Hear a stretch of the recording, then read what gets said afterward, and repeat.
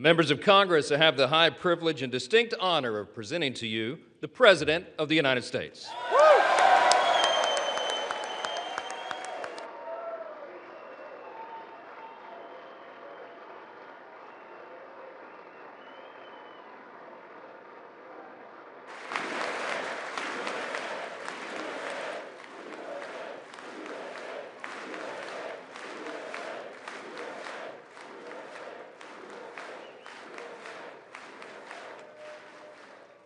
Well, thank you very much, everybody. It's really an honor. Speaker Johnson, Vice President Vance, First Lady of the United States,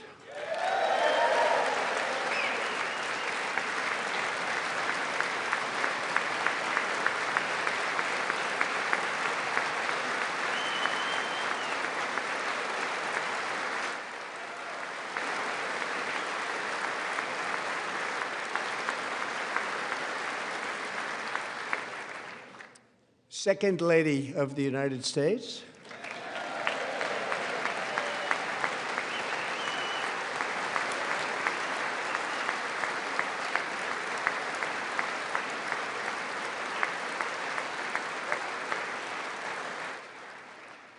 members of Congress, and my fellow Americans.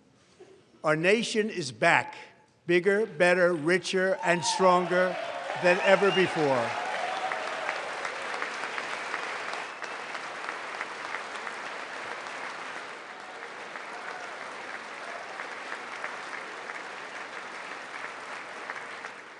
Less than 5 months from now, our country will celebrate an epic milestone in American history, the 250th anniversary of our glorious American independence. This July 4th, we will mark 2.5 centuries of liberty and triumph, progress and freedom in the most incredible and exceptional nation ever to exist on the face of the earth. And you've seen nothing yet. We're going to do better and better and better. This is the golden age of America.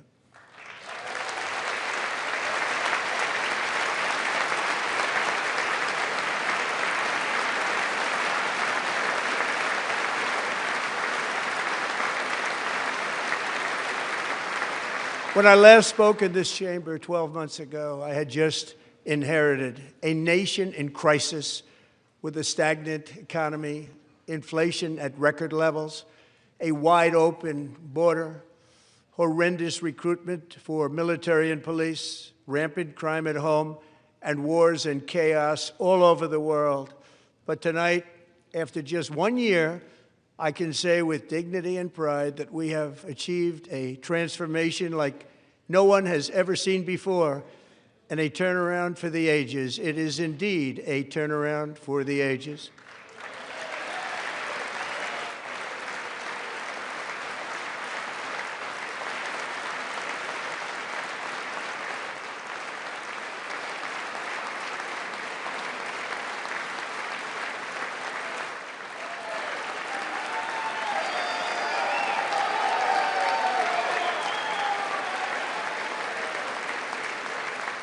And we will never go back to where we were just a very short time ago. We're not going back. Today, our border is secure.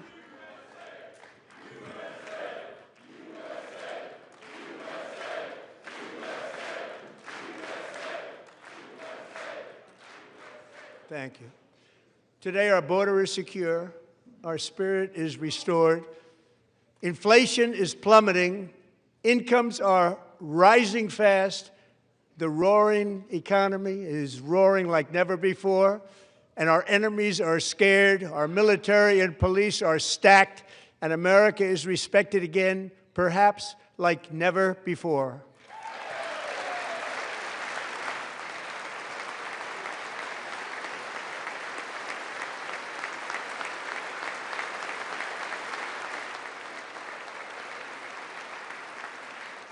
After 4 years in which millions and millions of illegal aliens poured across our borders, totally unvetted and unchecked, we now have the strongest and most secure border in American history by far.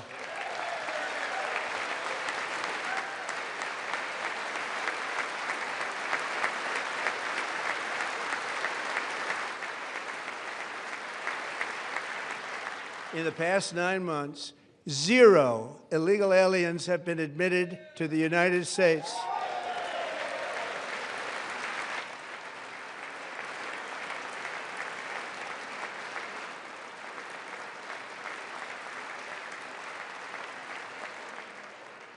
But we will always allow people to come in legally, people that will love our country and will work hard to maintain our country.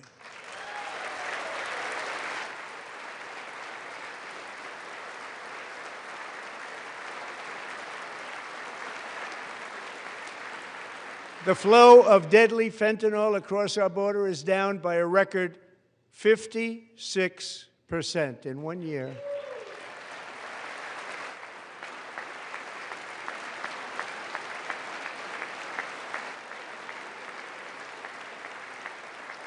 And last year, the murder rate saw its single largest decline in recorded history. This is the biggest decline, think of it, in recorded history, the lowest number in over 125 years, year 1900. In fact, substantially before my wonderful father, I had a wonderful father, Fred, before he was born, substantially before he was born. That's a long time ago. He wouldn't like me to say that, but that's a long time ago. The Biden administration and its allies in Congress gave us the worst inflation in the history of our country. But in 12 months, my administration has driven core inflation down to the lowest level in more than 5 years. And in the last 3 months of 2025, it was down to 1.7%.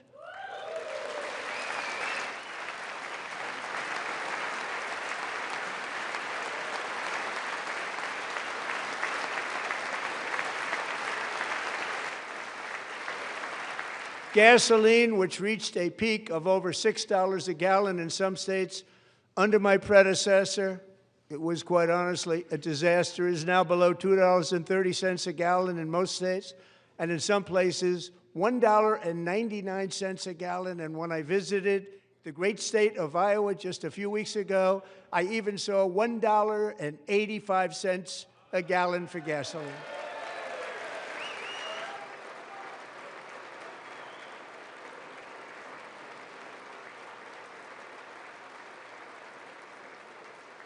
Mortgage rates are the lowest in 4 years and falling fast, and the annual cost of a typical new mortgage is down almost $5,000 just since I took office. 1 year.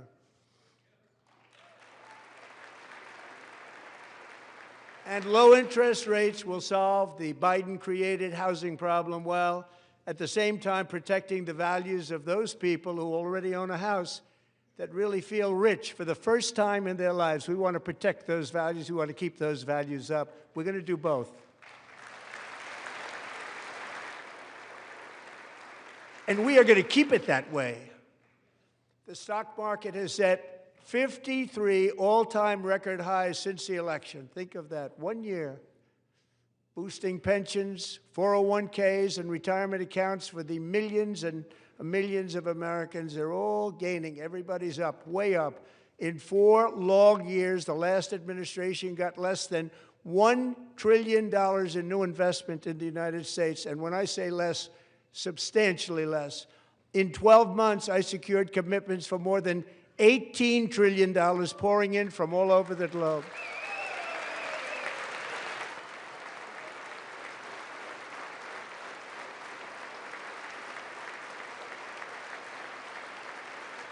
Think of it, much less than $1 trillion for 4 years versus much more than $18 trillion for 1 year. What a difference a president makes. A short time ago, we were a dead country. Now we are the hottest country anywhere in the world, the hottest.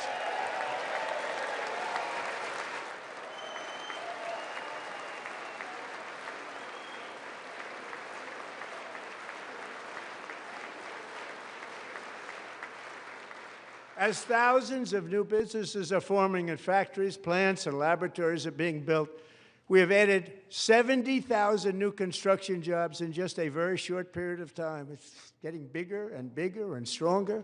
Nobody can believe what they're watching.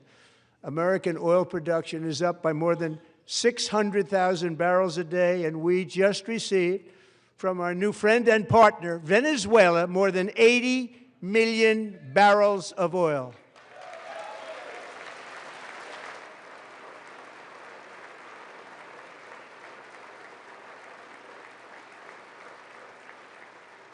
American natural gas production is at an all-time high because I kept my promise to drill, baby, drill.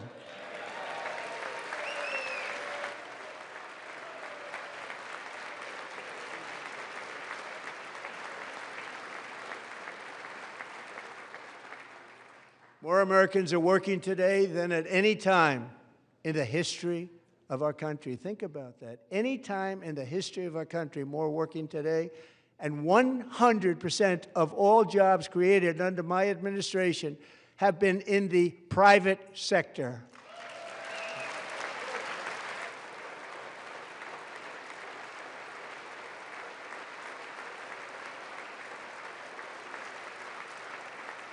We ended DEI in America.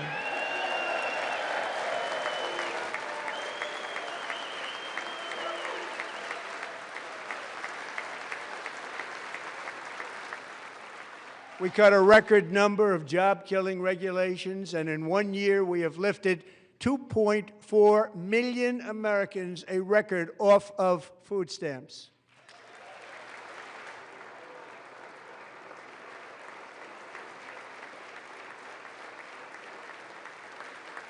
And for all of these reasons, I say tonight, members of Congress, the state of our union is strong.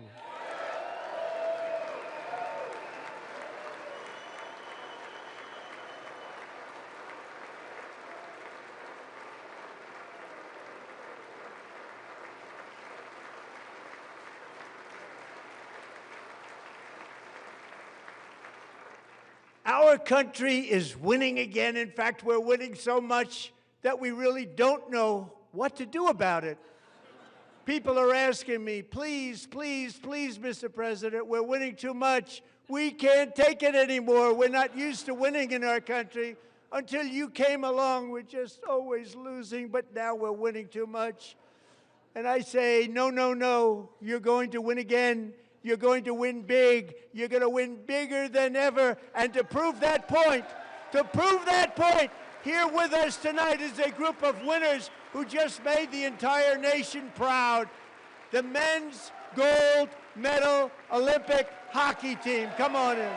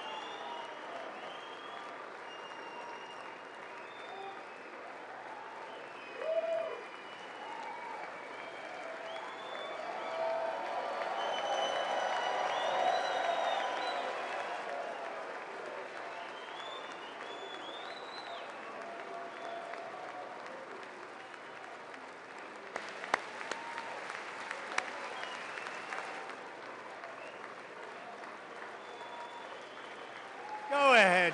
They do.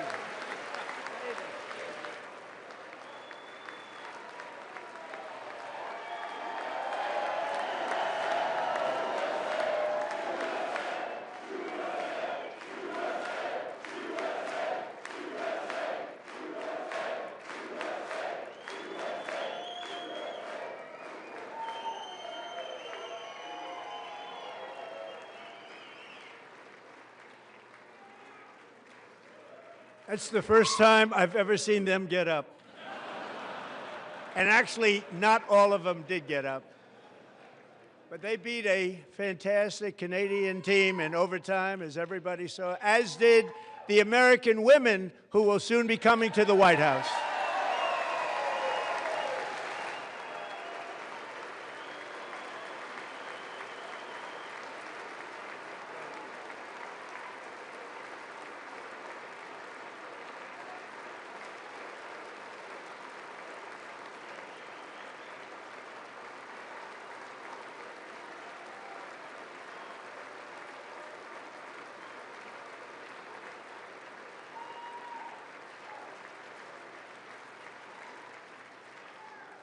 They were in the Oval Office before, and I just want to say a second very big congratulations to Team USA. But I have to say that, and I told them this, and we took a vote of the team. I said, anybody votes no, I'm not doing it.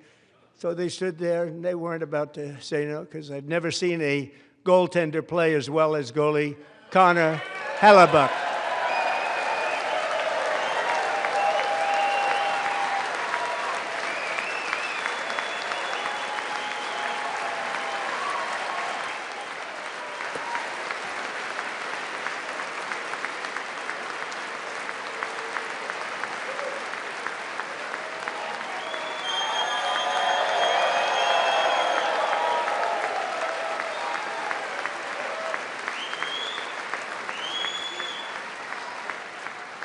Think of it, 46 shots on goal, and I asked him, the one shot, the one where you put your stick in the back and it hit the neck of your stick and bounced off, do you practice that, or was that a little lucky? He refused to answer that question. But I just want to tell you that the members of this great hockey squad will be very happy to hear, based on their vote and my vote, and in this case my vote was more important, that I will soon be presenting Connor with our highest civilian honor, which we will be given and which has been given to many athletes over the years. But when I say many, not too many, like 12, it's called the highest civilian honor in our country, the Presidential Medal of Freedom.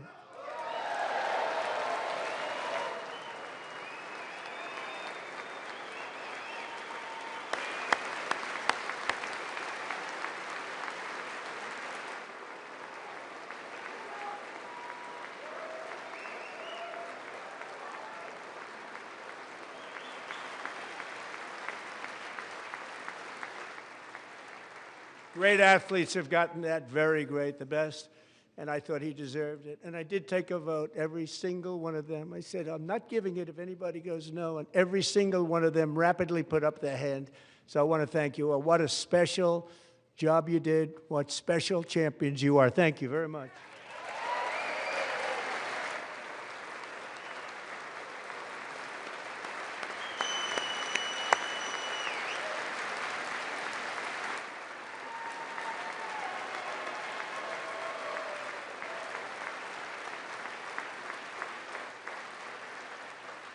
I'm also pleased to say that the next time the Olympic torch is lit, it will be here in America for the 2028 Olympics, and it's the summer version right in Los Angeles. We're going to do a good job in Los Angeles.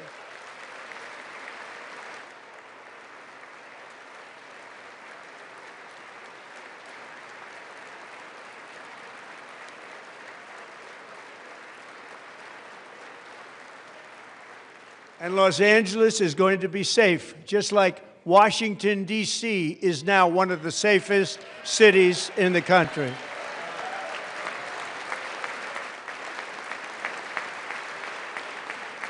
And this year, and I must say I got them both. I got them in my first term, and I was disappointed because I didn't think I'd be the president when this happened. But strange things took place. And now I've got them because I got the Olympics and I got the 2026 FIFA World Cup, and I wanted to claim the 250th, but I didn't get away with that one. I couldn't claim that one for myself. But we're getting the World Cup, so we have the World Cup and the Olympics coming, and that is exciting news.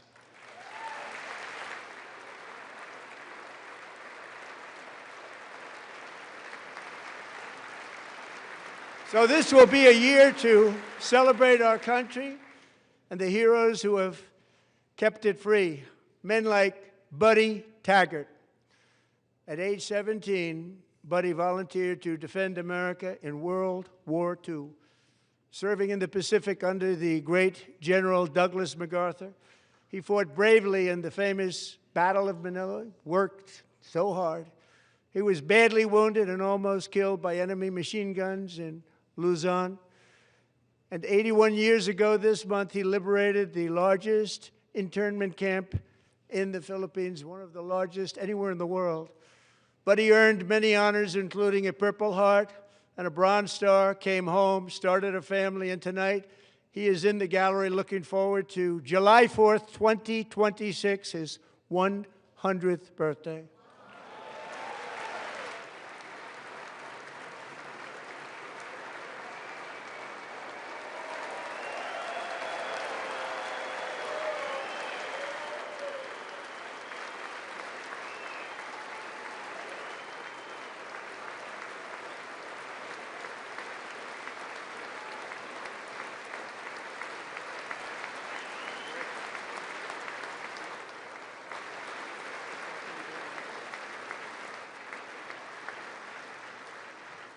So, buddy, you're a brave man, and we salute you.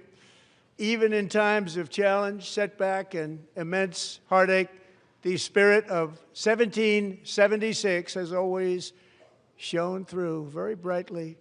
It was July 4th of last year when floodwaters tore through a girls' summer camp in Central Texas, one of the worst things I've ever seen. I was there, rising 26 feet in the matter of minutes, tragically claiming many, many lives. You all remember that one.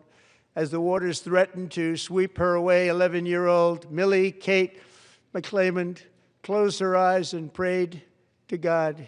She thought she was going to die. Those prayers were answered when Coast Guard rescue swimmer Scott Ruskin descended from a helicopter above. Nobody knew where he came from. It was Scott's first ever rescue mission, a young guy, but very brave, very, very top, always top in his class. And he lifted not just Millie Kate, but 164 others to safety.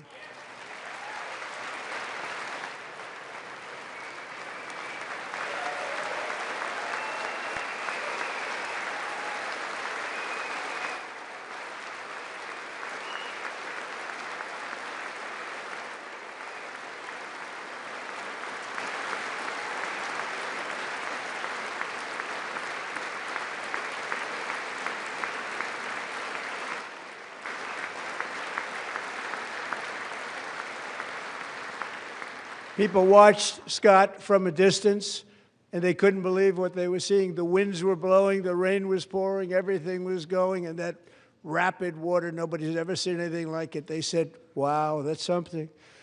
Tonight, Scott and Millie Kate are here together, reunited for the very first time. Thank you, Scott, Millie Kate.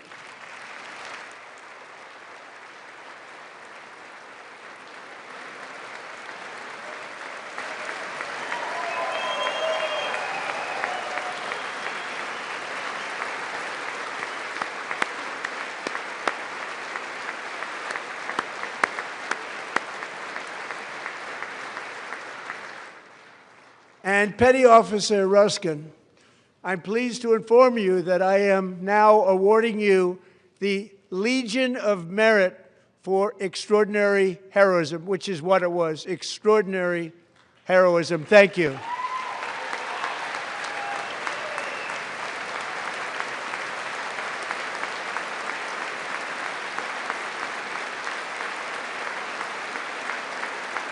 And I'd like to have the military aide to please come down and take care of the service. Military aide, thank you very much. Take care of that very important service. Thank you very much. From 1776 to today, every generation of Americans has stepped forward to defend life, liberty, and the pursuit of happiness. And they're really doing it for the next generation. But now it's our turn. Together we're building a nation where every child has the chance to reach higher and go further, where government answers to the people, not the powerful, and where the interests of hardworking American citizens are always our first and ultimate concern. That is the debt we owe to the heroes who came before us, and that is the promise we must keep to America for our 250th year. Last year, I urged this Congress to begin the mission by passing the largest tax cuts in American history, and our Republican majorities delivered so beautifully. Thank you, Republicans.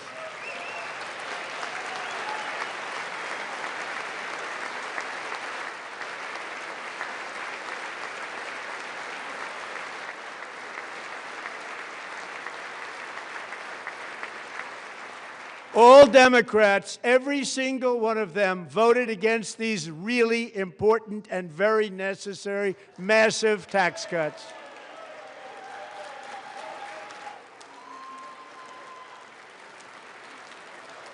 They wanted large-scale tax increases to hurt the people instead.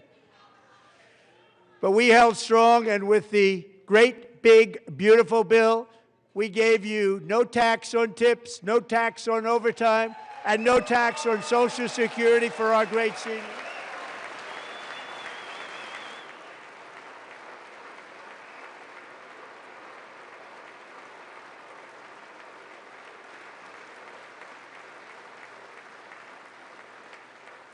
And we also made interest on auto loans tax deductible the first time, but only if the car is made in America.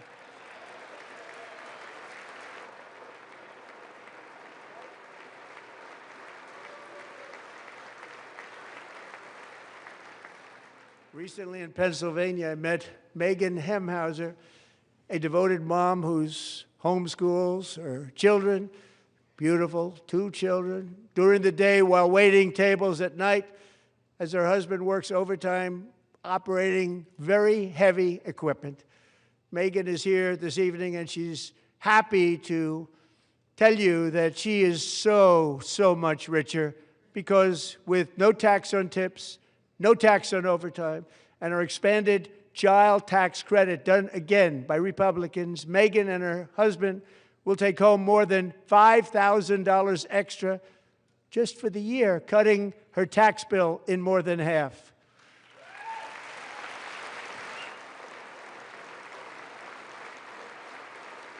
Megan, please stand up. We're fighting for you, Megan. Thank you, Megan.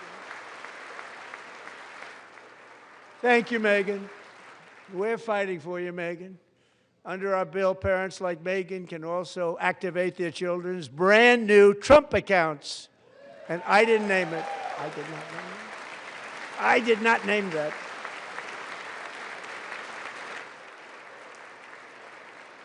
Nobody believes me, but I did not name it. It was named by a very tall man sitting right there in the 3rd row.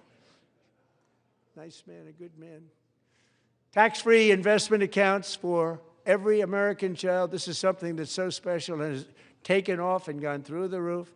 Millions will be pre-funded courtesy of the U.S. Treasury and private individuals like Michael and Susan Dell, who have donated $6.25 billion to fund the Trump accounts for 25 million American children. They're great people.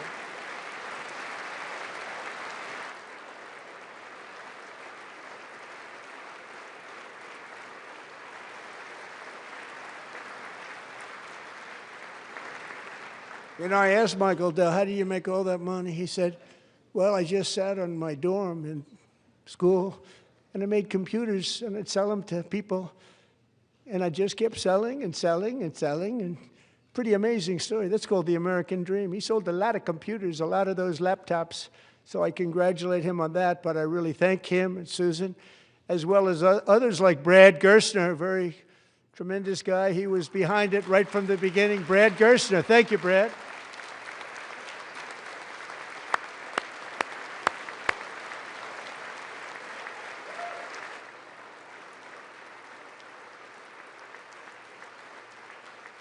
So with modest additional contributions, these young people's accounts could grow to over $100,000 or more by the time they turn 18. Think of it. How much money is that for somebody that started with nothing? Over $100,000, could be much more than that. To make this investment in our children's future, go to trumpaccounts.gov, trumpaccounts.gov. And a lot of people are doing it. It's setting every record in the book. It's popular. They knew what it was going to take. I'm so proud of them. I'm so proud of the people that got it started. And now it's just taken off. One of the primary reasons for our country's stunning economic turnaround, the biggest in history, where the Dow Jones broke 50,000 4 years ahead of schedule, and the S&P hit 7,000, where it wasn't supposed to do it for many years, were tariffs. I used these tariffs, took in hundreds of billions of dollars to make great deals for our country, both economically and on a national security basis. Everything was working well. Countries that were ripping us off for decades are now paying us hundreds of billions of dollars. They were ripping us so badly, you all know that. Everybody knows it. Even the Democrats know it. They just don't want to say it. And yet these countries are now happy, and so are we. We made deals. The deals are all done. And they're happy. They're not making money like they used to, but we're making a lot of money. There was no inflation, tremendous growth, and the big story was how Donald Trump called the economy correctly, and 22 Nobel Prize winners in economics didn't. They got it totally wrong. They got it really wrong. And then just 4 days ago, an unfortunate ruling from the United States Supreme Court. It just came down. It came down. Very unfortunate ruling. But the good news is that almost all countries and corporations want to keep the deal that they already made, right, Scott? Knowing that the legal power that I, as president, have to make a new deal could be far worse for them, and therefore they will continue to work along the same successful path that we had negotiated before the Supreme Court's unfortunate involvement. So despite the disappointing ruling, these powerful country-saving, it's saving our country, the kind of money we're taking in, peace-protecting. Many of the wars I settled was because of the threat of tariffs. I wouldn't have been able to settle them without. Will remain in place under fully approved and tested alternative legal statutes. And they have been tested for a long time. They're a little more complex, but they're actually probably better, leading to a solution that will be even stronger than before. Congressional action will not be necessary. It's already time-tested and approved. And as time goes by, I believe the tariffs paid for by foreign countries will, like in the past, substantially replace the modern-day system of income tax, taking a great financial burden off the people that I love.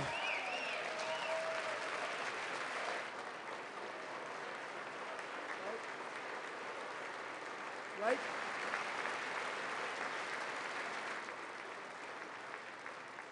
Moving forward, factories, jobs, investment, and trillions of dollars will continue pouring into the United States of America because we finally have a president who puts America first. I put America first. I love America.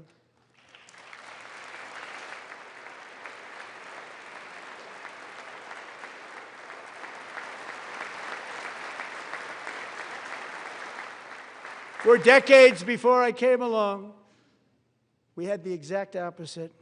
From trade to health care, from energy to immigration, everything was stolen and rigged in order to drain the wealth out of the productive, hardworking people who make our country great, who make our country run. Under Biden and his corrupt partners in Congress and beyond, it reached a breaking point with the Green New Scam, open borders for everyone. They poured in by the millions and millions from prisons, from mental institutions. They were murderers, 11,888 murders. They came into our country. You allowed that to happen. And record-setting inflation that cost the typical family $34,000 in just a speck of time. Now the same people in this chamber who voted for those disasters suddenly used the word affordability, a word. They just used it. Somebody gave it to them, knowing full well that they caused and created the increased prices that all of our citizens had to endure. You caused that problem. You caused that problem.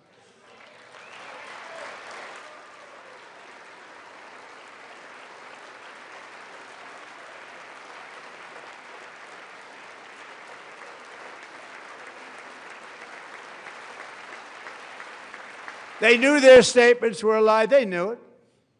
They knew their statements were a dirty, rotten lie. Their policies created the high prices Our policies are rapidly ending them. We are doing really well. Those prices are plummeting downward.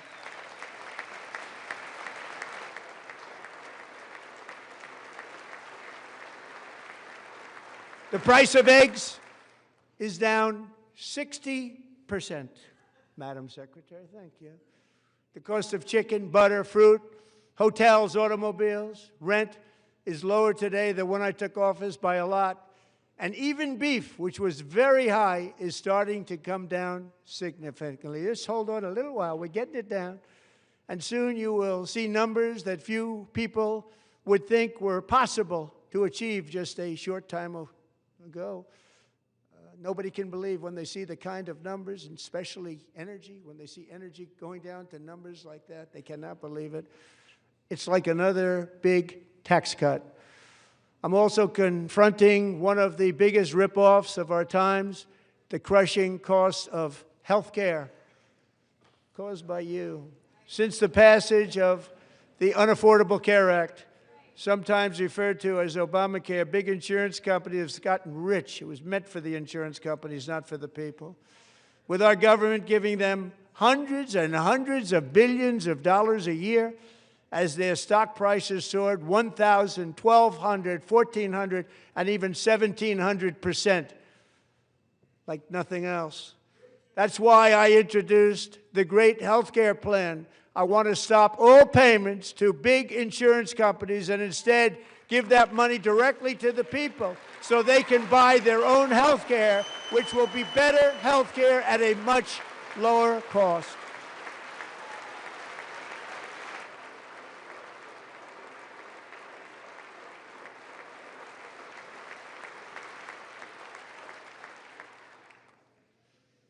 In addition, my plan requires maximum price transparency. That's a big deal. Sounds so simple, so big. And I did that in my first term, and the Democrats immediately terminated it with full knowledge that they were doing a very bad thing for the people. Of course, we're going to go way up, and that's what happened, and now I'm bringing them way down on health care and everything else. I'm also ending the wildly inflated cost of prescription drugs like has never happened before.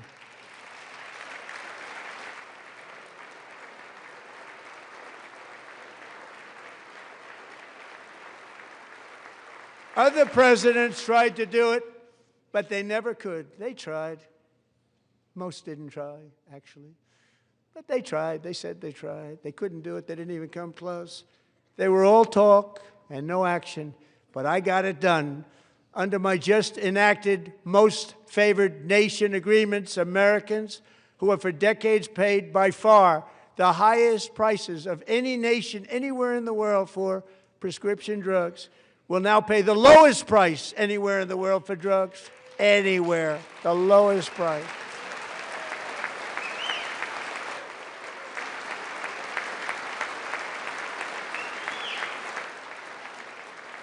So in my first year of the second term,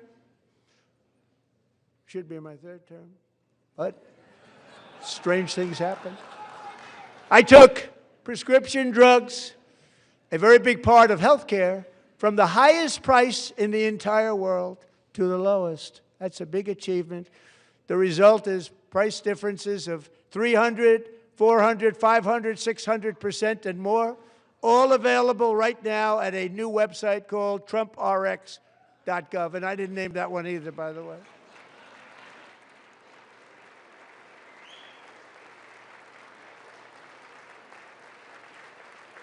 And here tonight is the very first customer ever to get that big discount, and it is big, Catherine Rayner.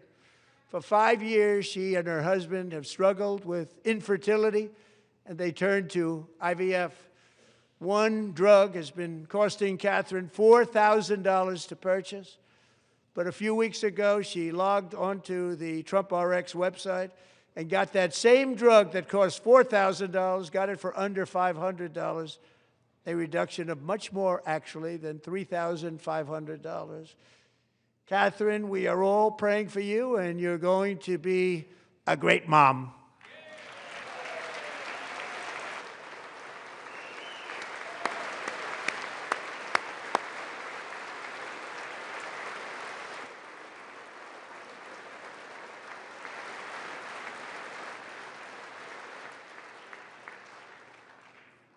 So now I'm calling on Congress to codify my most favored nation program into law. Now, the one thing, I'm not sure it matters because it's going to be very hard for somebody that comes along after me to say, let's raise drug prices by 700 or 800%. But John and Mike, if you don't mind, codify it anyway. They may do it. Codify it anyway. Thank you. Many Americans are also concerned that energy demand from AI data centers could unfairly drive up their electric utility bills. Tonight, I'm pleased to announce that I have negotiated the new Ratepayer Protection Pledge. You know what that is? We're telling the major tech companies that they have the obligation to provide for their own power needs. They can build their own power plants as part of their factory so that no one's prices will go up. And in many cases, prices of electricity will go down for the community and very substantially down. This is a unique strategy never used in this country before. We have an old grid. It could never handle the kind of numbers, the amount of electricity that's needed. So I'm telling them they can build their own plant. They're going to produce their own electricity. It will ensure the company's ability to get electricity while at the same time lowering prices of electricity for you, and could be very substantial for all of you cities and towns. You're going to see some good things happen over the next number of years. Another pillar of the American dream that has been under attack is home ownership. With us tonight is Rachel Wiggins, a mom of two from Houston.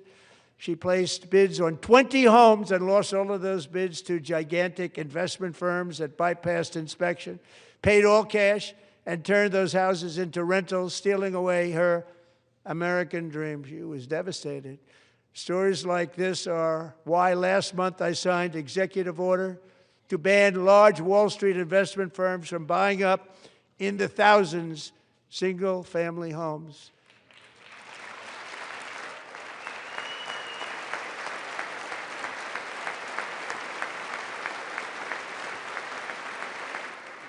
And now I'm asking Congress to make that ban permanent, because homes for people, really, that's what we want. We want homes for people, not for corporations. Corporations are doing just fine. Rachel, thank you very much. Good luck with your home. You'll get one soon.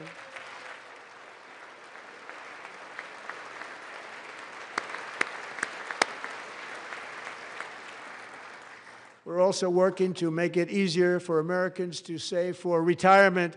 And under this administration, we will always protect Social Security and Medicare. They are not protecting it for our seniors. We will always protect Social Security, Medicare, Medicaid.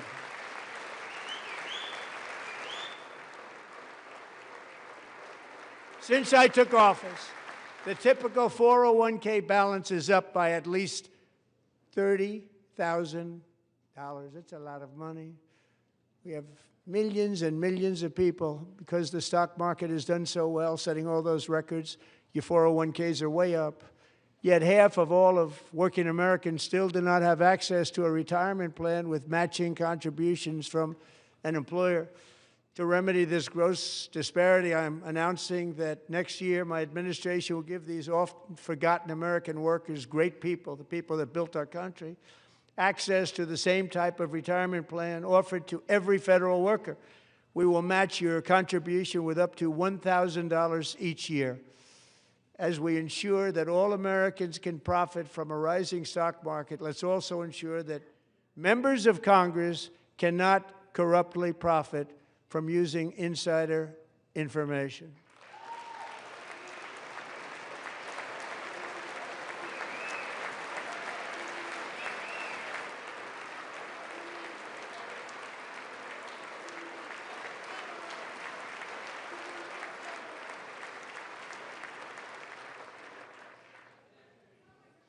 They stood up for that. I can't believe it. I can't believe it. Did Nancy Pelosi stand up if she's here? Doubt it. Pass the Stop Insider Trading Act without delay.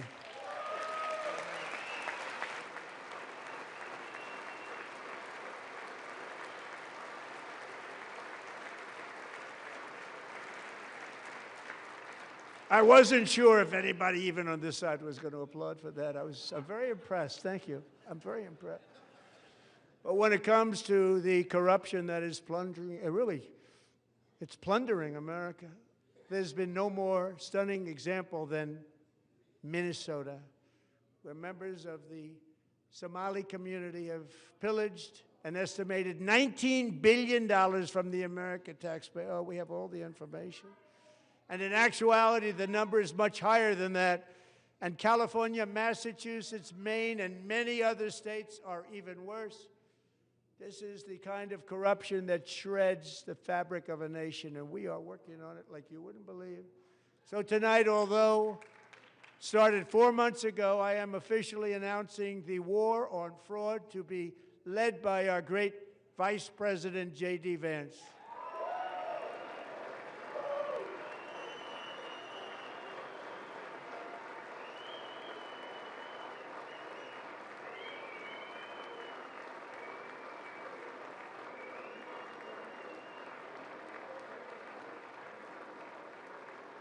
He'll get it done.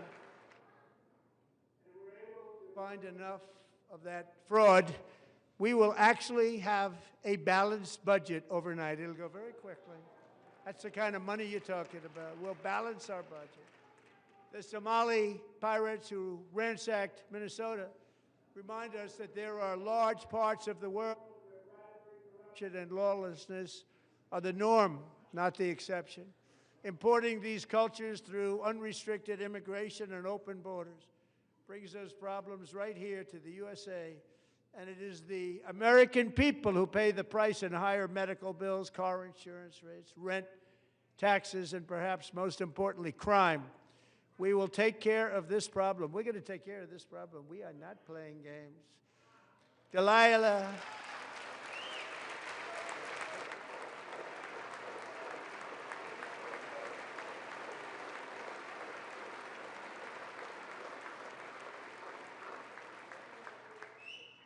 Delilah Coleman was only 5 years old in June 2024 when an 18-wheel tractor trailer plowed into her stopped car traveling at 60 miles an hour or more. The driver was an illegal alien let in by Joe Biden and given a commercial driver's license by open borders politicians in California. Doctors said Delilah would never be able to walk or talk, have a good life. She wouldn't even be able to eat again. But against all odds, she is now in the first grade learning to walk. And she's here this evening with her dad, Marcus, a fantastic man. Delilah, please, you are a great inspiration. Please stand up.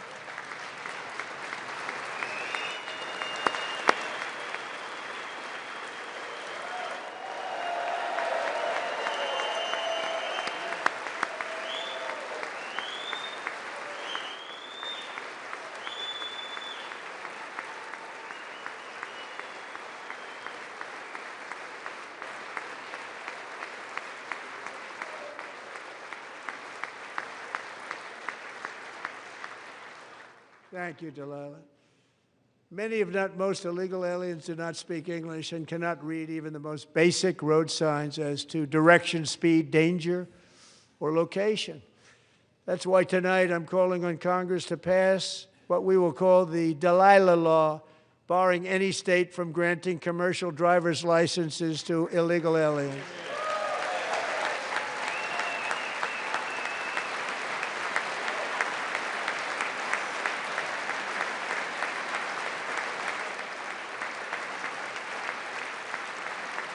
And yesterday, as you probably saw at the White House, I hosted a ceremony with Americans who lost their treasured loved ones to the scourge of illegal immigration. People came into our country, how we allowed this to happen with our open borders.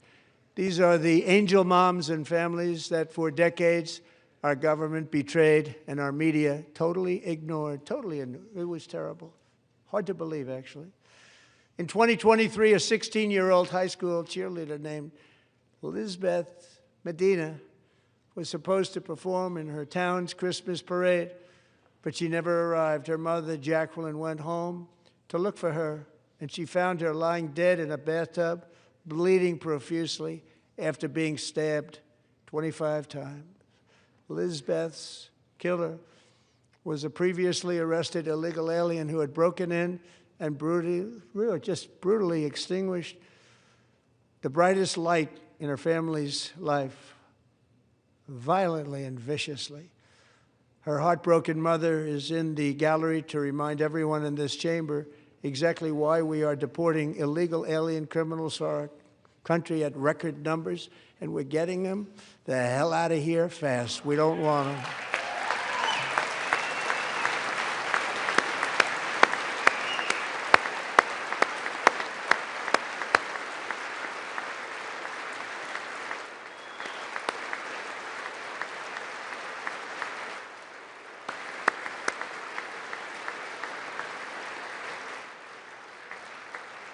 Thank you very much, Jacqueline. Thank you.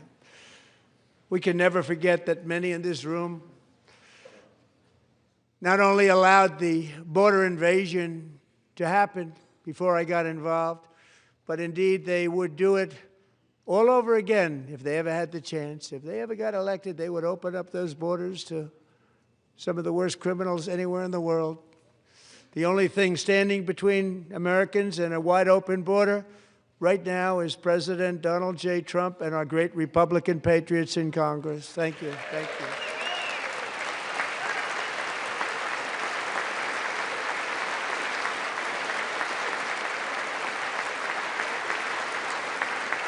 As we speak, Democrats in this chamber have cut off all funding for the Department of Homeland Security. It's all cut off.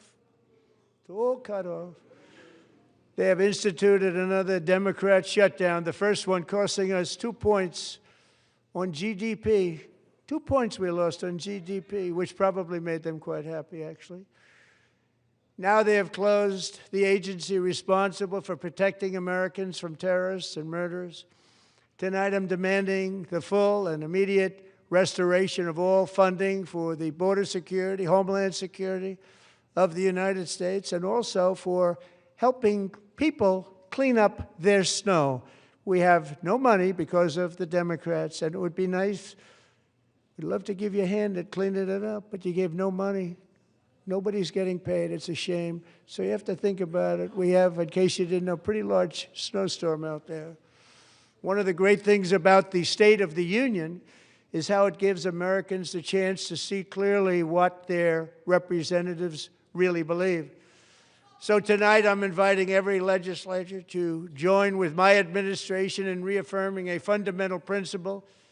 If you agree with this statement, then stand up and show your support. The first duty of the American government is to protect American citizens, not illegal aliens.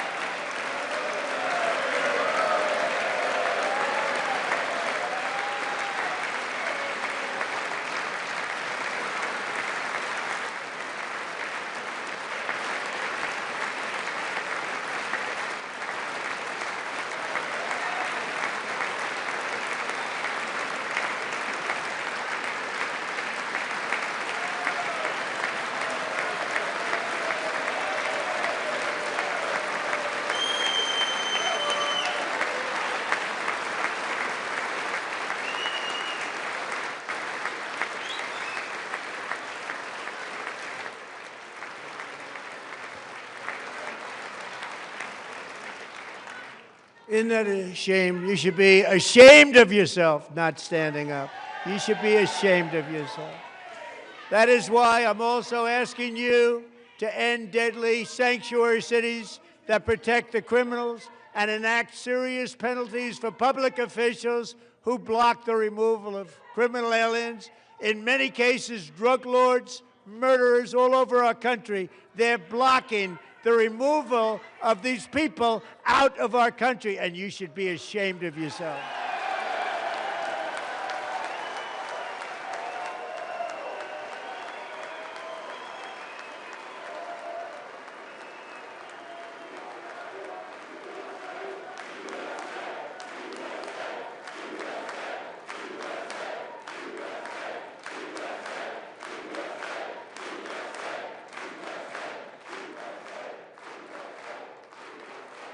And perhaps most importantly, I'm asking you to approve the Save America Act.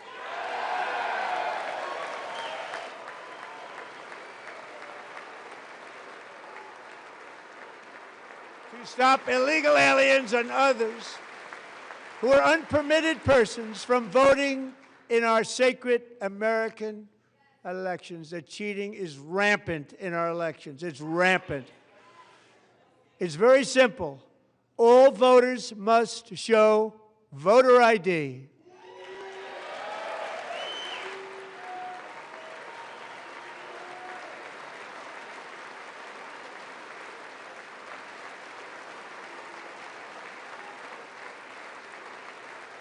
All voters must show proof of citizenship in order to vote.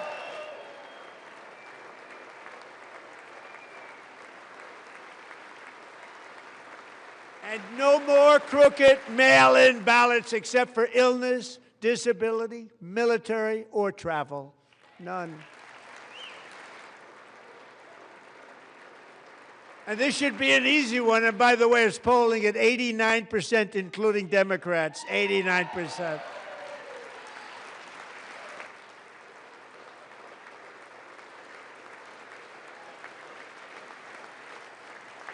And even the new communist mayor of New York City, I think he's a nice guy, actually. Speak to him a lot. Bad policy, but nice guy. Just said they want people to shovel snow. They got hit hard. Wants them to shovel snow, but if you apply for that job, you need to show 2 original forms of ID and a Social Security card. Yet they don't want identification for the greatest privilege of them all, voting in America. No, it's no good. No good. Both Republicans and Democrats overwhelmingly agree on the policy that we just enunciated. And Congress should unite and enact this common sense, country-saving legislation right now, and it should be before anything else happens.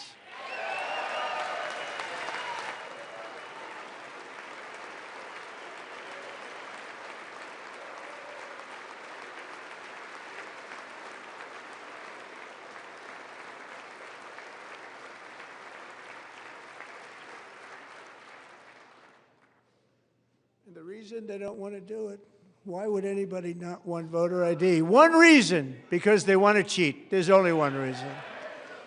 They make up all excuses. They say it's racist. They come up with things you almost say, what imagination they have. They want to cheat. They have cheated. And their policy is so bad that the only way they can get elected is to cheat. And we're going to stop it. We have to stop it, John.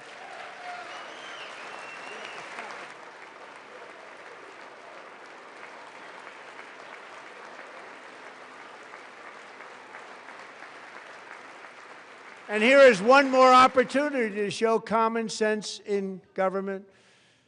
In the gallery tonight are Sage Blair and her mother, Michelle.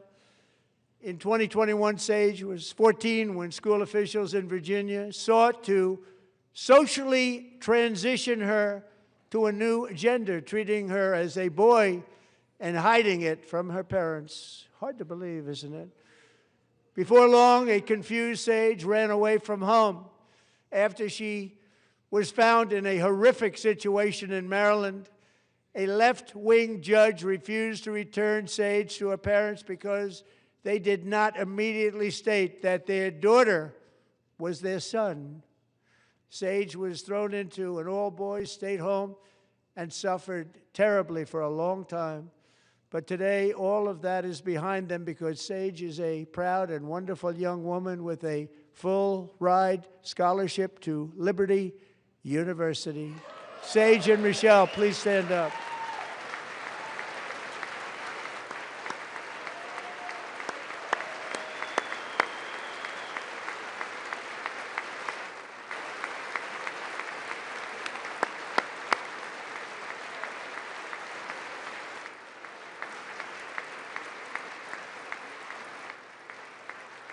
And thank you for your great bravery. And who can believe that we're even speaking about things like this? 15 years ago, if somebody was up here and said that, they'd say, what's wrong with him? But now we have to say it because it's going on all over numerous states without even telling the parents. But surely we can all agree no state can be allowed to rip children from their parents' arms and transition them to a new gender against the parents' will. Who would believe that we're even talking about this? We must ban it, and we must ban it immediately.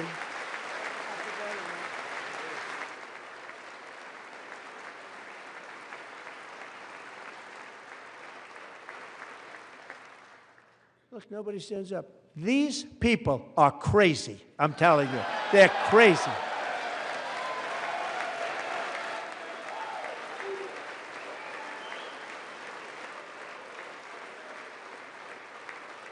Amazing, incredible. Boy, oh boy. We're lucky we have a country. With people like this, Democrats are destroying our country, but we've stopped it just in the nick of time, didn't we? Huh?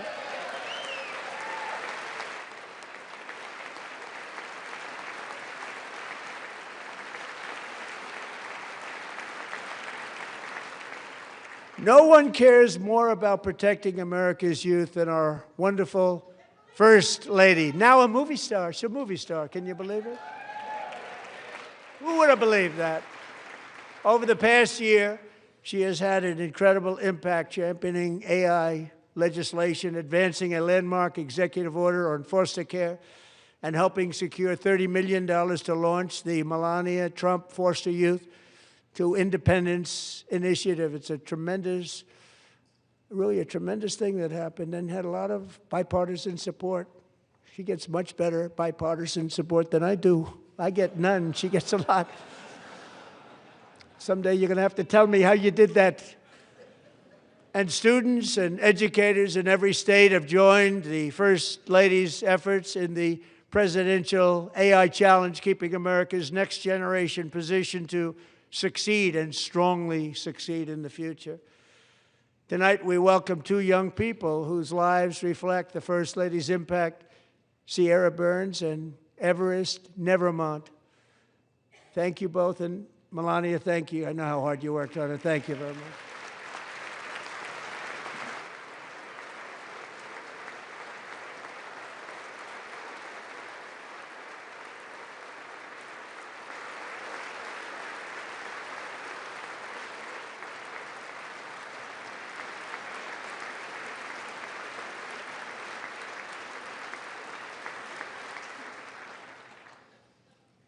I'm very proud to say that during my time in office, both the first 4 years and in particular this last year, there has been a tremendous renewal in religion, faith, Christianity, and belief in God.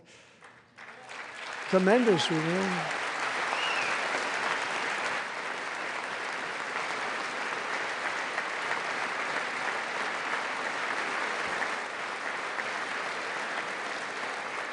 This is especially true among young people, and a big part of that had to do with my great friend, Charlie Kirk, a great guy, great man.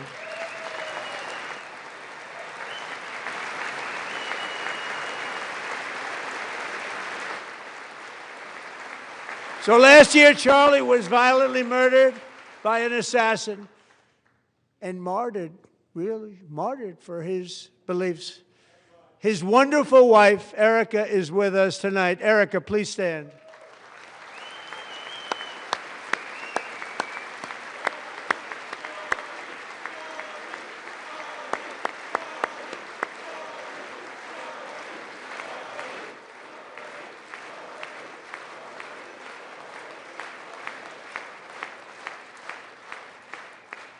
Thank you, Erica. Been through a lot. In Charlie's memory, we must all come together to reaffirm that America is one nation under God, and we must totally reject political violence of any kind.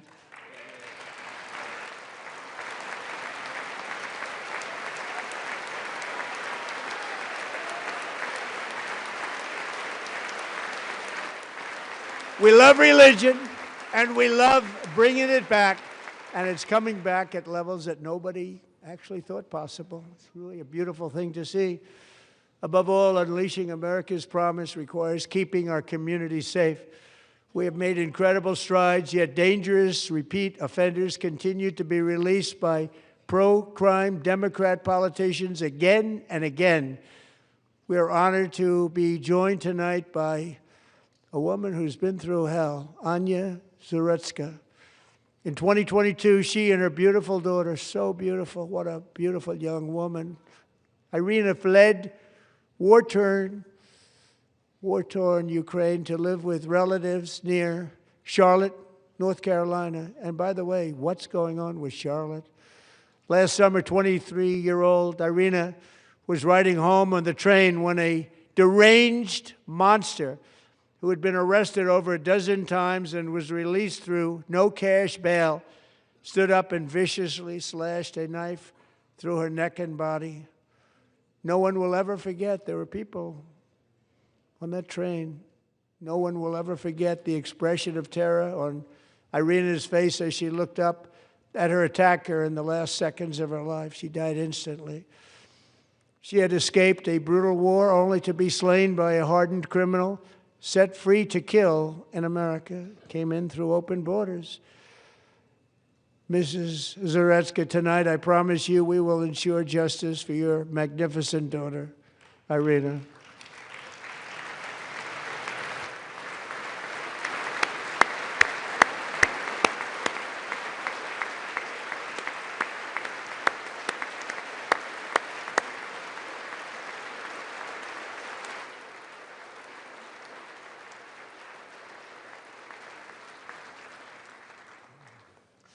How do you not stand? How do you not stand? I'm asking this Congress to pass tough legislation to ensure that violent and dangerous repeat offenders are put behind bars, and importantly, that they stay there.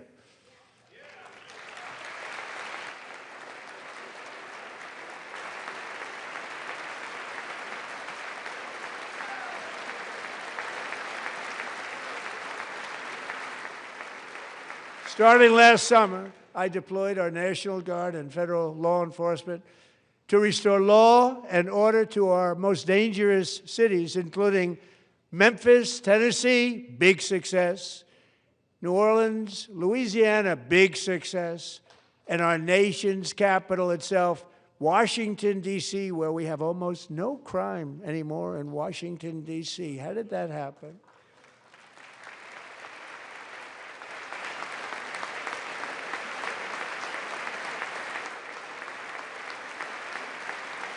In fact, crime in Washington is now at the lowest level ever recorded, and murders in D.C. this January were down close to 100% from a year ago.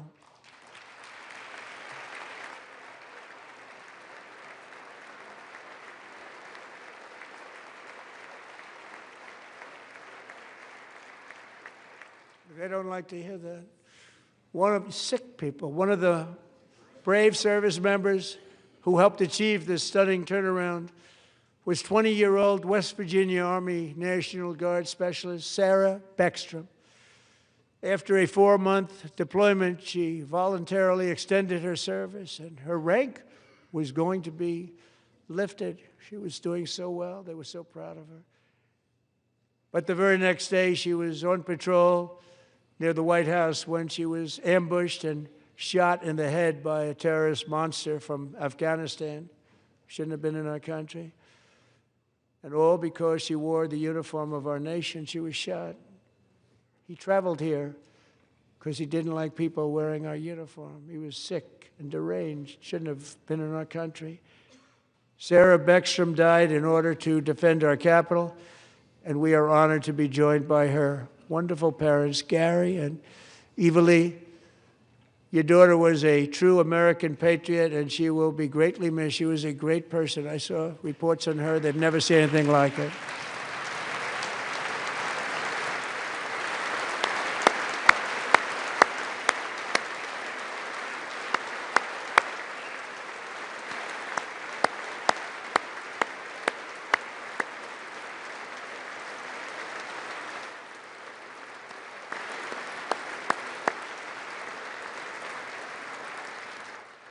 So sorry. Thank you very much. She's a great young lady. I saw reports that were like, perfect. She was perfect. Serving alongside Sarah that day was Staff Sergeant Andrew Wolf. The terrorist shot Andrew in the head, and no one thought he could possibly make it. The two of them, Sarah and Andrew, both shot violently in the head. Neither was expected to make it. They weren't even given a chance, except his wonderful mother, named Melody, who I spoke to the same night, and she was so positive. The doctors thought that Andrew was gone, but his mother said, no, no, Mr. President, Andrew will be fine. He's going to make it. I've never seen anything like it. I mean, he was given almost no chance.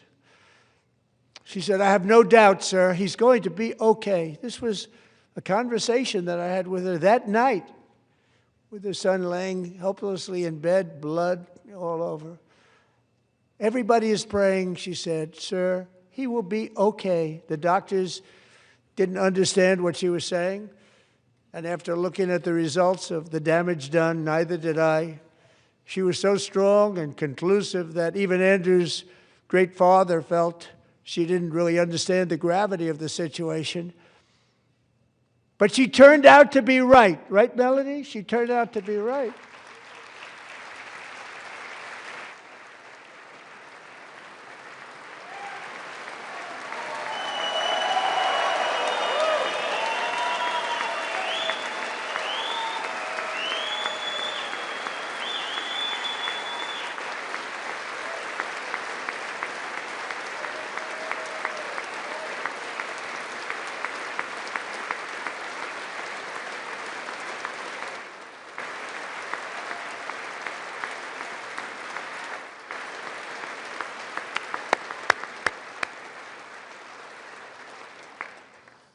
Amazing, actually. I said, where does this woman come from? She's the most positive person I've ever met. With God's help, Andrew has battled back from the edge of death, and we're talking about the edge of death, on his way to a miraculous recovery. He's got a little work to do, but he's doing great. Nice to see you. He's a good-looking guy. Nice to see you. Thanks, Andrew. Thank you very much.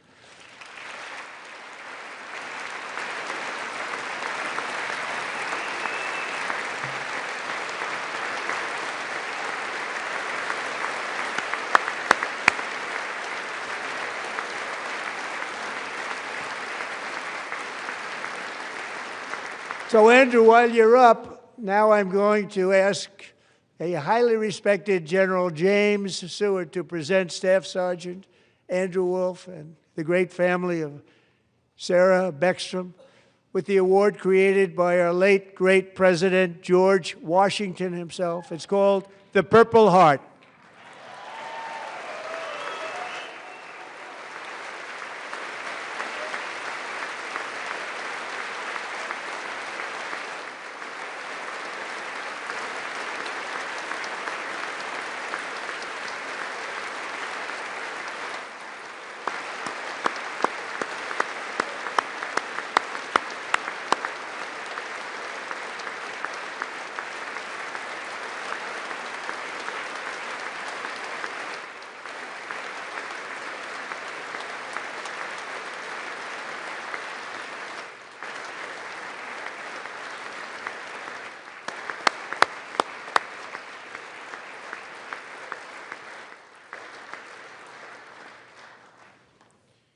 We love you all.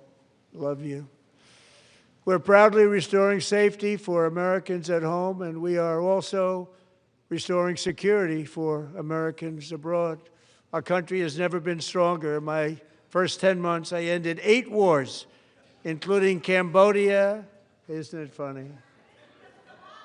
Sick people. Cambodia and Thailand, Pakistan and India.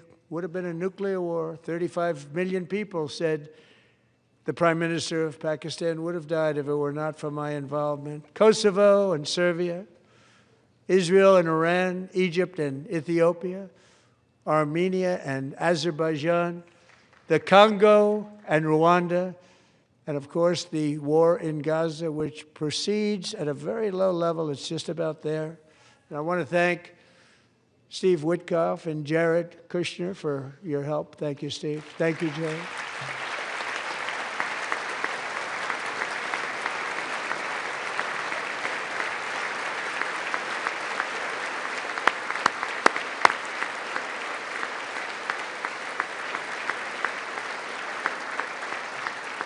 And I also want to thank the man they report to, Secretary of State Marco Rubio. Thank you, Marco.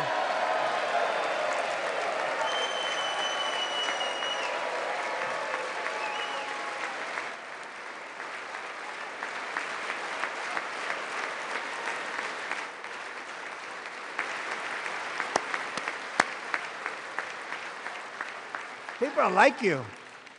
You know, Marco got 100% of the votes when he was in confirmation. I think our next one was about 54%. And some of the Democrats are now saying, I can't believe we approved that guy. And he said it's an honor that they feel that way, right, Marco? You have done a great job, great Secretary of State. I think he'll go down as the best ever.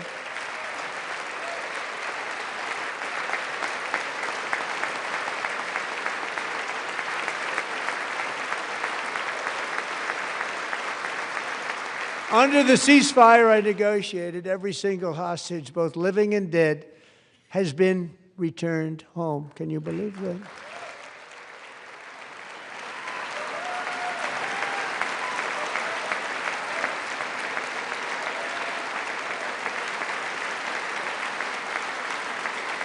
Nobody thought it was possible. Nobody thought that was possible. Both living and dead. And those parents who had a dead son, their boy, they'd always tell me their boy, they wanted him as much as though he were living. It was an amazing period of time. And they came back, and when we got all of the living hostages back, and many, many before them, but I always said those last 20 are going to be very tough, but we got many, many more, hundreds. But I said those last 20 are going to be tough. We got them back. But we only got back 14 or 15 of the dead of the 28. And believe it or not, Hamas worked along with Israel, and they dug and they dug and they dug. It's a tough thing to do, going through bodies all over, passing up 100 bodies sometimes for each one that they found. Tough job. And they finally got it back to 27. And then Steve and Jared, they got it back to 28. They found all 28. Nobody thought that was possible, but we did it. And I remember the family of the 28th. They were so grieved, but they were so happy as it's possible to be. They had their boy back. The mother said, "Sir, we have our boy back." What a period of time that was, but we got them all back. So thank you both very much. Great job.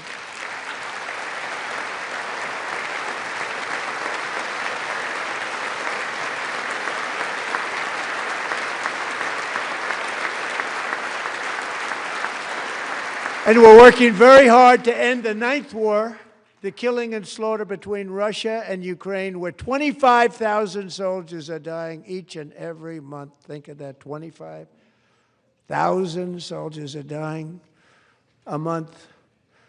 A war which would have never happened if I were president, would have never happened. As president, I will make peace wherever I can, but I will never hesitate to confront threats to America wherever we must. That's why in a breakthrough operation last June, the United States military obliterated Iran's nuclear weapons program with an attack on Iranian soil known as Operation Midnight Hammer.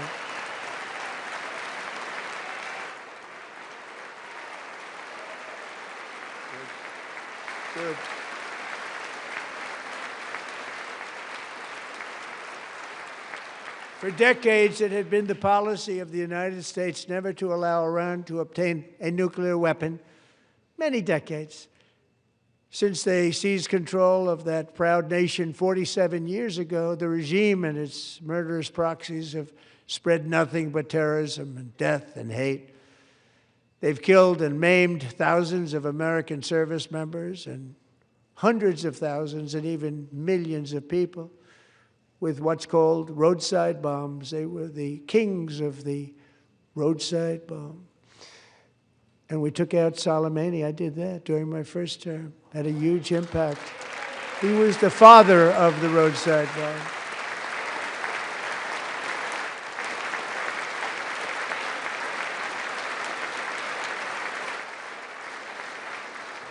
And just over the last couple of months with the protests, they've killed at least, it looks like, 32,000 protesters. 32,000 protesters in their own country. They shot them and hung them. We stopped them from hanging a lot of them with the threat of serious violence. But this is some terrible people. They've already developed missiles that can threaten Europe and our bases overseas, and they're working to build missiles that will soon reach the United States of America. After Midnight Hammer, they were warned to make no future attempts to rebuild their weapons program, and in particular, nuclear weapons. Yet they continue. They're starting it all over. We wiped it out, and they want to start all over again, and are at this moment again pursuing their sinister ambitions. We are in negotiations with them. They want to make a deal, but we haven't heard those secret words. We will never have a nuclear weapon. My preference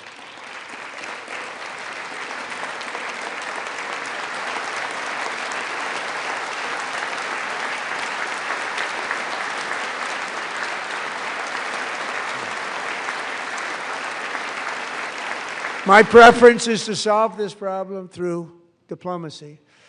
But one thing is certain, I will never allow the world's #1 sponsor of terror, which they are by far, to have a nuclear weapon. Can't let that happen.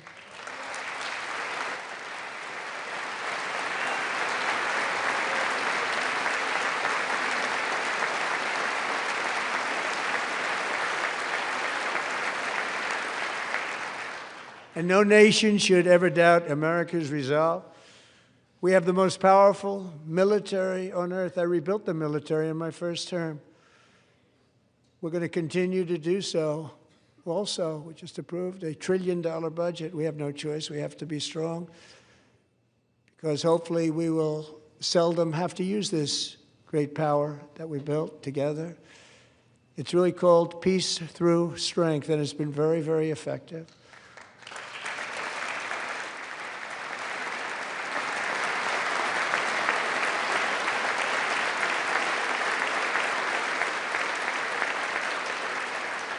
So thanks to Republicans in Congress, we're investing that record number of dollars, have no choice, in the United States Armed Forces. Also creating a lot of jobs, but we're not even doing it for that reason. Because as I said, we have more jobs, more people working today than ever before in the history of our country. And NATO countries are friends and allies. They are. They're our friends and they're our allies. Have just agreed, at my very strong request, to pay 5% of GDP for military defense rather than the 2%, which they weren't paying. We were paying for almost all of NATO. Now they're paying 5 as opposed to not paying 2.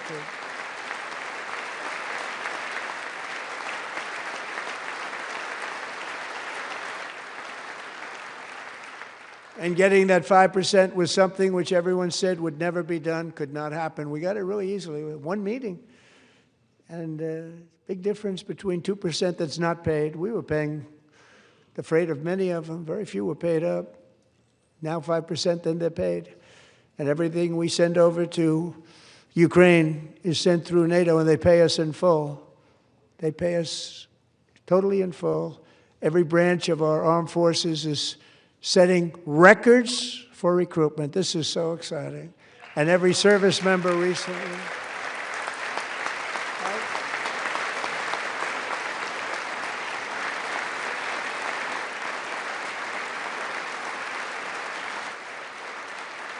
And every service member recently received a warrior dividend of $1,776.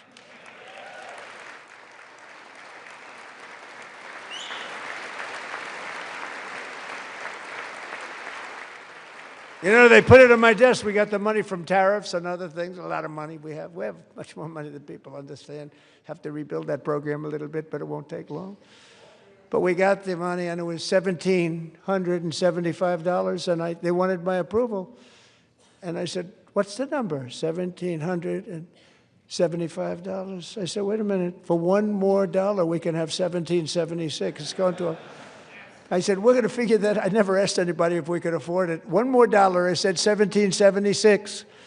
And I said, that's good. And I'll tell you what, our military, that was 4 months ago, our military, I never see a person in the military that doesn't thank me for it, so we're honored to do it. They deserve it.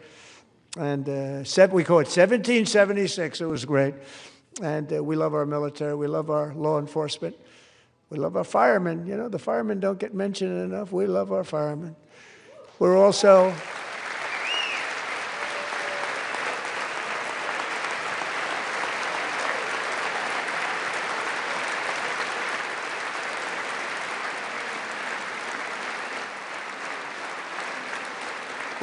restoring American security and dominance in the Western Hemisphere, acting to secure our national interests and defend our country from violence, drugs, terrorism, and foreign interference. For years, large swaths of territory in our region, including large parts of Mexico, really large parts of Mexico, have been controlled by murderous drug cartels.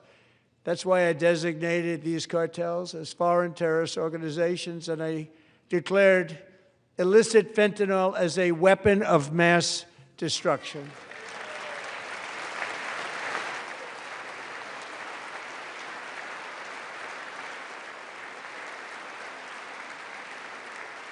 And with our new military campaign, we have stopped record amounts of drugs coming into our country and virtually stopped it completely coming in by water or sea. You probably noticed that. We very seriously damaged their fishing industry also. Nobody wants to go fishing anymore. We've also taken down one of the most sinister cartel kingpins of all. You saw that yesterday. In January,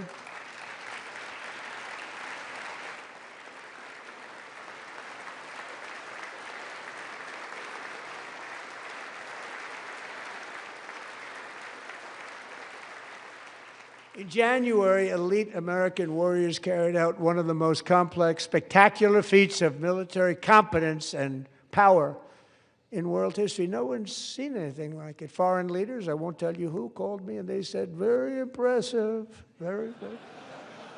They couldn't believe, they all watched. They saw what happened. This is a different fighting force that we had years ago when we fought to tie.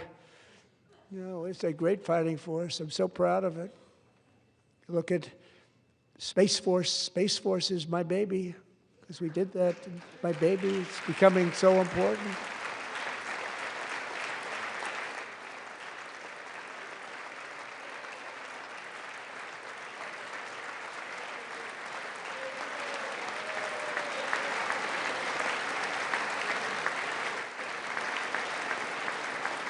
And America's armed forces overwhelmed all defenses and utterly defeated an enemy, good fighters, to end the reign of outlaw dictator Nicolas Maduro and bring him to face American justice.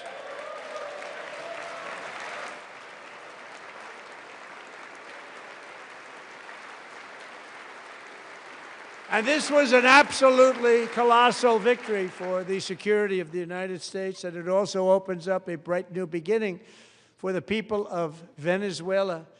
We're working closely with the new president of Venezuela, Delcy Rodriguez, to unleash extraordinary economic gains for both of our countries and to bring new hope to those who have suffered so terribly. They really did suffer. With us tonight is Alejandro Gonzalez. She grew up in a tight-knit Venezuelan family and was especially close to her beloved Uncle Enrique, But after Enrique ran for office and opposed Maduro, he was kidnapped by Maduro's security forces and thrown into the regime's really infamous prison in Caracas. Alejandro feared she would never see her uncle again. She feared for her own life also. But since the raid, we have worked with the new leadership, and they have ordered the closure of that vile prison and released hundreds of political prisoners already, with more to come. Alejandro, I'm pleased to inform you that not only has your uncle been released, but he is here tonight. We brought him over to celebrate his freedom with you in person. Enrique, please come down.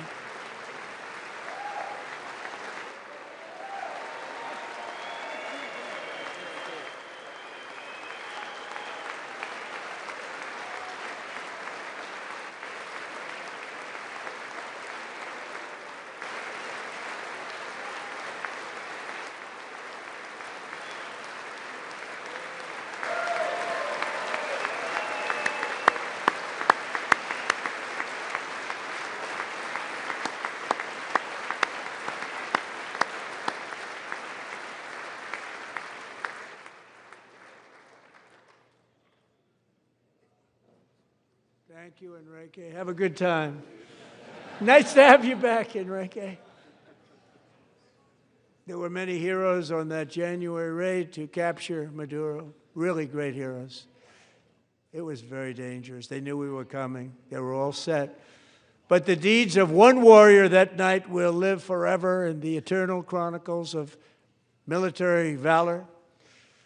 Chief Warrant Officer 5, Eric Slover, planned the mission and was the flight lead in the cockpit of the first helicopter, a big, beautiful, powerful helicopter. It was a massive Chinook carrying, as you can imagine, many, many American warfighters.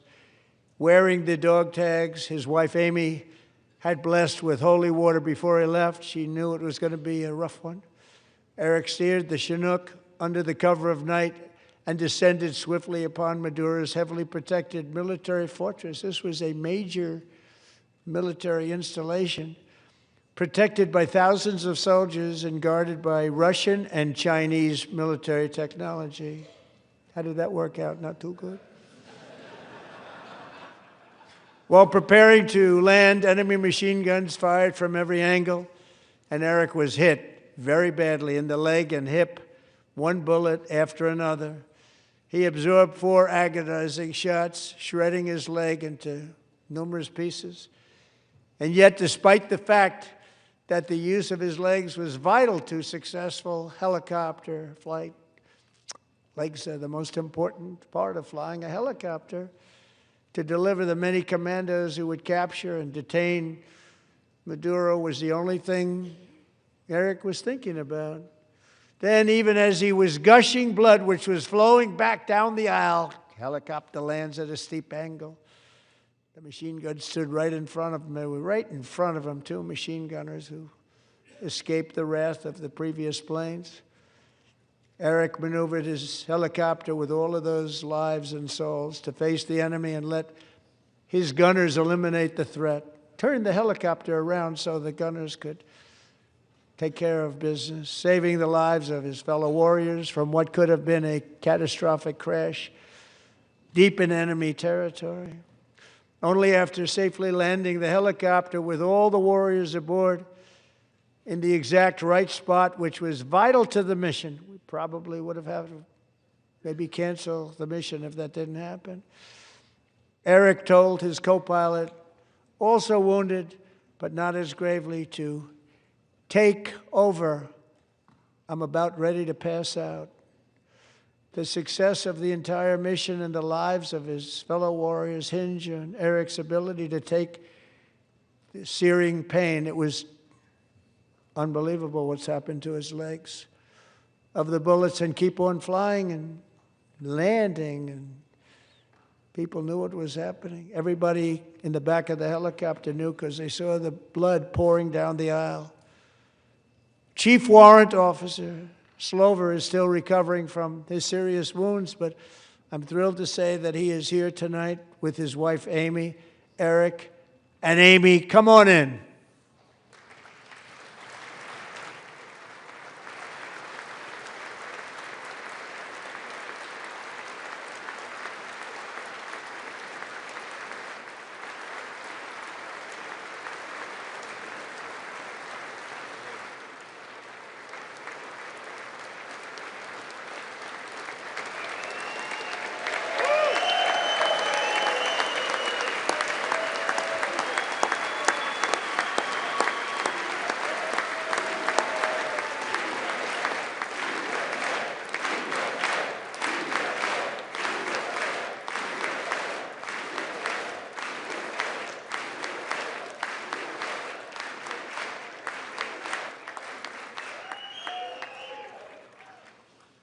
So we have a surprise for Eric and Amy.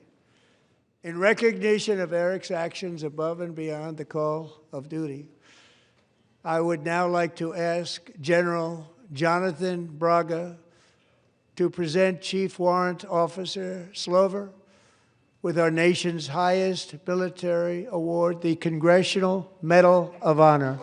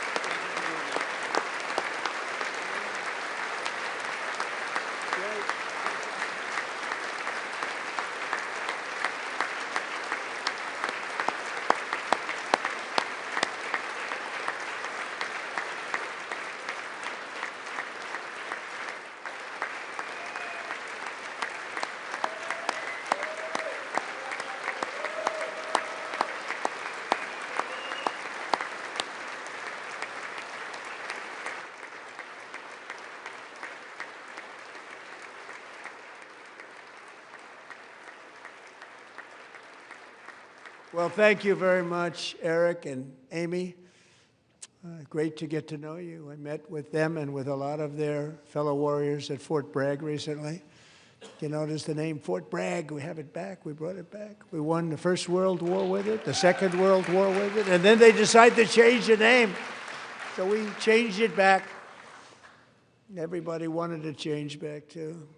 And 10 of Eric's fellow warriors from that incredible night of victory will also be receiving medals at a private ceremony that will soon be held at the White House, and Eric will be there. Thank you.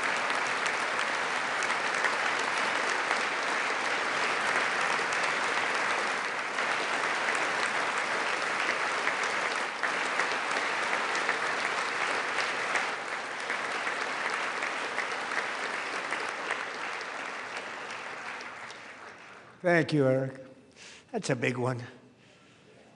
Tonight we've celebrated many truly extraordinary American patriots, but there is one last living legend to honor before we go. He is one more heroic American aviator, Navy fighter pilot. Royce Williams served in World War II, Korea, Vietnam, flying more than 220 missions. In the skies over Korea in 1952, Royce was in the dogfight of a lifetime, legendary dogfight. Flying through blizzard conditions, his squadron was ambushed by 7 Soviet fighter planes. It was his first aerial combat of the war, and despite being massively outnumbered and outgunned, Royce led the takedown of 4 enemy jets and almost destroyed the others, vanquishing his adversaries while taking 263 bullets to his own plane and being seriously hurt. His story was secret for over 50 years. He didn't even want to tell his wife, but the legend grew and grew. But tonight, at 100 years old, this brave Navy captain is finally getting the recognition he deserves. He was a legend long before this evening. Royce, please stand up, and I will ask the First Lady of the United States to present Captain Royce Williams with his Congressional Medal of Honor.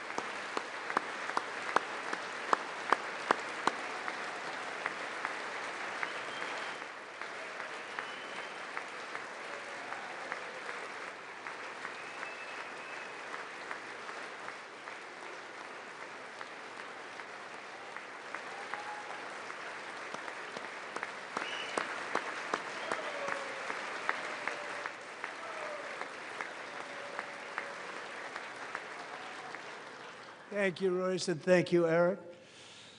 I've always wanted the Congressional Medal of Honor, but I was informed I'm not allowed to give it to myself, and I wouldn't know why I'd be taking it, but if they ever open up that law, I will be there with you someday. But you know, that's our highest honor, Congressional Medal of Honor, and that's a big thing, and it's an honor to be in the same room with you. Thank you both very much, Eric. Thank you.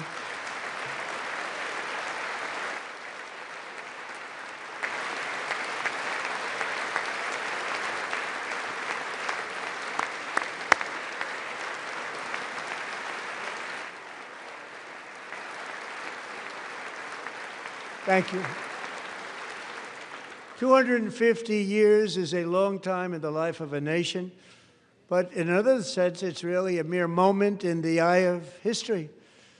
Two of the gentlemen we met in the gallery this evening took their first breaths 1 century ago, 100 years before that, on July 4th, 1826, the author of the Declaration of Independence, brilliant, Thomas Jefferson, drew his last breath.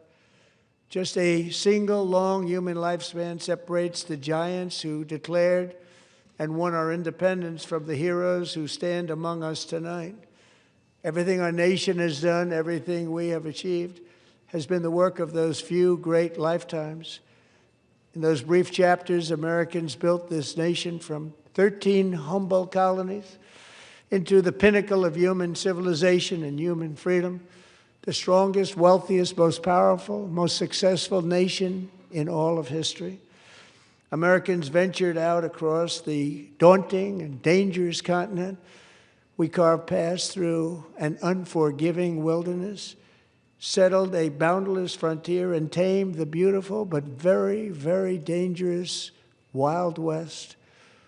From empty marshes and wide open plains, we raised up the world's greatest cities.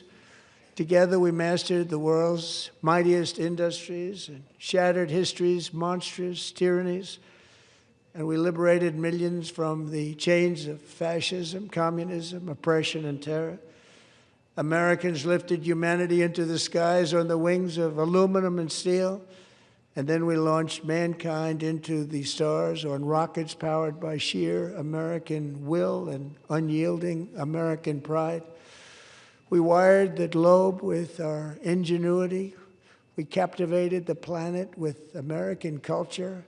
And now we are pioneering the next great American breakthroughs that will change the entire world. All of this and so much more is the enduring legacy, unmatched glory of the hardworking patriots who built and defended this country and who still carry the hopes and freedoms on all of humanity's backs. For years they were forgotten, betrayed, and cast aside. But that great betrayal is over, and they will never be forgotten again. Because when the world needs courage, daring, vision, and inspiration, it is still turning to America. And when God needs a nation to work his miracles, he knows exactly who to ask. There is no challenge Americans cannot overcome, no frontier too vast for us to conquer, no dream too bold for us to chase, no horizon too distant for us to claim. For our destiny is written by the hand of providence, and these first 250 years were just the beginning. From the rugged border towns of Texas to the heartland villages of Michigan, from the sun-kissed shores of Florida to the endless fields of the Dakotas, and from the historic streets of Philadelphia to right here in our nation's capital, Washington, D.C., the golden age of America is upon us. The revolution that began in 1776 has not ended. It still continues because the flame of liberty and independence still burns in the heart of every American patriot. And our future will be bigger, better, brighter, bolder, and more glorious than ever before. Thank you, God bless you, and God bless America.